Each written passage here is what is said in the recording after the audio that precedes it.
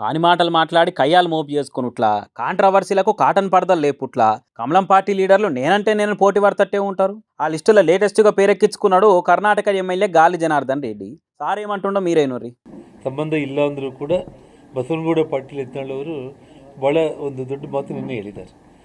ಸ್ಕೂಲಲ್ಲಿ ಅಟೆಂಡೆನ್ಸ್ ಹಾಕೋ ಟೈಮಲ್ಲಿ ಕೂಡ ಮಕ್ಕಳು ಇವತ್ತು ಹೆಸರನ್ನು ಕರೆದರೆ SR ಅಂತೇಳಿ ಇಂಗ್ಲೀಷಲ್ಲಿ ಹೇಳೋದಕ್ಕಿಂತನೂ ಜೈ ಶ್ರೀರಾಮ್ ಅಂತೇಳಿ ಹೇಳಿ ಅಂತ ಹೇಳಿದ್ದಾರೆ. అది స్కూళ్ళల్లో కాలేజీలల్లో అటెండెన్స్ తీసుకుంటుండగా పేర్లు రాగానే ఎస్ మేడం అనో ఎస్ సార్ అనో అనొద్దట, జై శ్రీరామన్ అన్నట. కాషాయం పార్టీ కండువ కప్పుకున్నందుకు బరాబర్ న్యాయం చేయాలని బాగానే గట్టిగానే డిసైడ్ అయినట్టున్నాడు గాలి సారు. ఇప్పుడు ఓపెన్ గా కొన్ని మాట్లాడుకుందాం సార్. బల్లె పిల్లలకు సేమ్ కలరు సేమ్ టైలతోని యూనిఫామ్ కుట్టించేది ఎందుకు?